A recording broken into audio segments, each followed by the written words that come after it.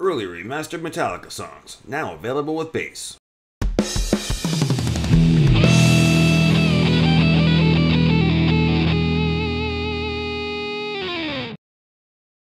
Written by James Hetfield, Lars Ulrich, and Kirk Hammett. Trapped Under Ice is the 5th song on Ride the Lightning and the 1st song on side 2.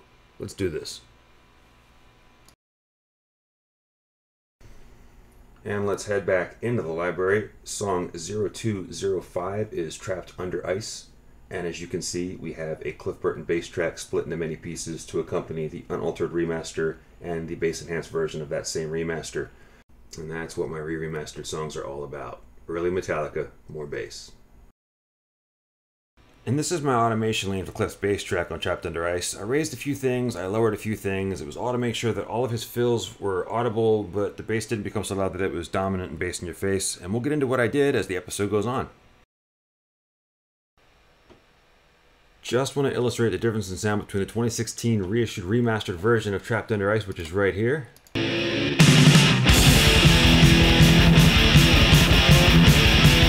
and my version, which features the enhanced bass track with equalizers and the Cliff Burton isolated bass track.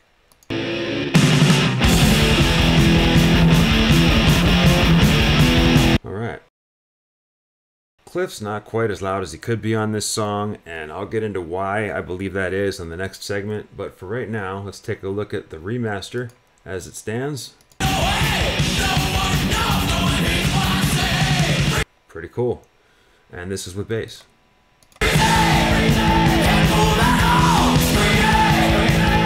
And you can see I automated there just to bring that little octave up. Kids, it's time to get real. Cliff Burton is not perfect. When you smoke weed and drink beer right before you record in a studio, I can remember you complaining about him though, because you'd come into at the top of the session, he'd have one hand a beer, another hand a pipe, drink a beer, smoke, and he'd go, I'm ready. Yeah, I'm loose now. All right, we don't want you to lose. We want it tight, God damn it. There's a chance you might get turned down. Now, I'm not saying this is a terrible mistake. There's 3 of them in the song, and I was very tempted to cut and paste and make, because I could have. There's plenty of spots where he plays this part perfectly, and I could have made an idealized version with no flaws. That wouldn't be real. But what I did do is automate it down so that you still hear Cliff, but just this one note, it's not there. Let's check this out.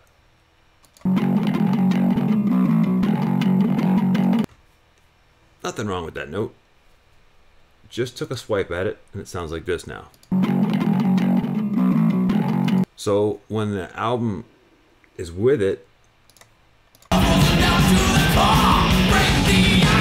the rhythm guitar is filling the spot. There's 2 more throughout the song where I brought them down just to offset what I believe was, maybe it was the end of the session, it was the end of the night, they were trying to finish the song. They probably could have punched it, maybe they didn't want to, but here it is again.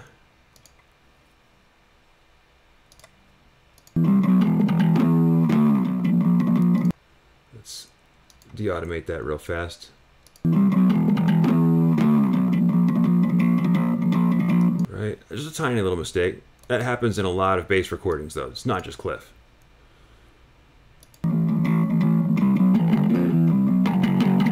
Again, I could have grabbed that from the other side of the bridge and cut and pasted it. I just didn't want to do that. So instead I brought them down like this.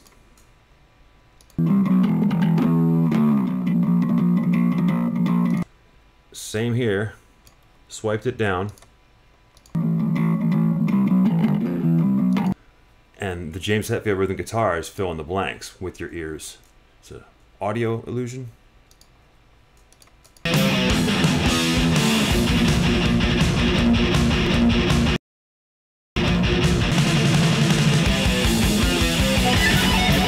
Right on.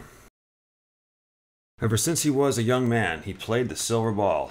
Cliff, it's a shame. I really had to automate this. Even without, if you just put the bass up against this loud, you really can't hear this. It's because, I guess his distortion or whatever, harmonically, it just blends in with the rhythm guitars. It's a crime. It's a really cool thing he does here. He literally is the ball. Check this out. I'm going to solo it for you.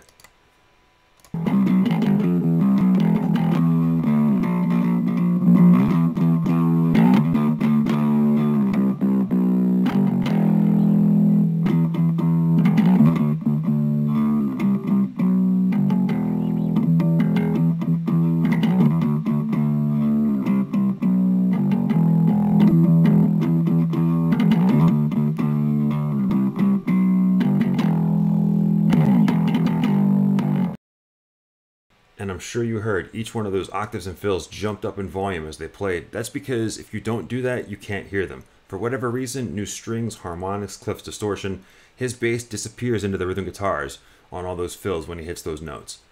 It's not on the album version at all.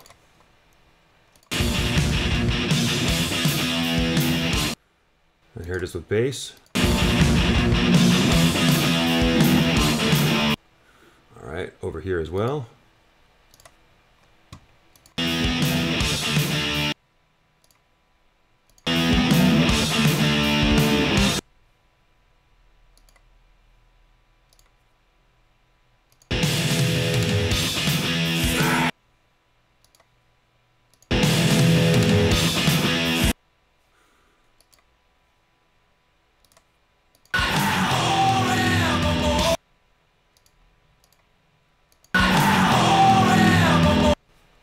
And a very commanding octave slide down from Cliff right here. You won't hear it on the album.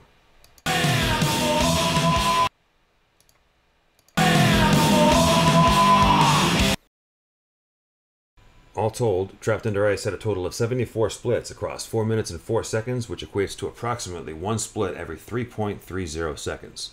This was a breeze compared to Ride the Lightning. Ride the Lightning was... Ugh. And now our very brief moment of guitar architecture. Trapped Under Ice is your very traditional bread and butter Metallica song. With Lars Ulrich's drums in stereo, James Hetfield's rhythm guitars panned hard left and hard right, Cliff Burton's bass, Kirk Hammett's lead guitar, and James's vocals in mono. Nothing out of the ordinary happens in Trapped Under Ice, but it is a slammin' song. And now it's time once again for the In-Album Lifeline segment, brought to you as always by Fresh Produce. No, not the brand, the concept. Eat your fruits and veggies. In this segment, I always ask the question, would I trade? There are 6 songs on Ride the Lightning that have isolated bass tracks. The 2 that don't are Escape and The Call of Cthulhu. With regards to Cliff Burton's bass track on Trapped Under Ice, it's a pretty straightforward bass track. It pretty much doubles the rhythm guitars, barring that bridge, which was the real discovery of the song for me. Would I trade it for Escape, given the fact that it was the last song they wrote for the album because they wanted one more song on the album? Probably not. But would I trade it for The Call of Cthulhu, which has that epic bass solo that's just turned down way too low? Yes, I would. So the verdict is yes, I would trade Trapped Under Ice's isolated bass track to get one for The Call of Cthulhu. Now I will just sing. Trapped Under Ice is done, Escape is next. Thank you so much for watching. Please like and subscribe. This is the Metallica Re-Remastered series. Stay tuned for more. Written by James Hetfield, you motherfucker. Written by James Hetfield, Lars Ulrich, and Kirk Hammett. Fuck.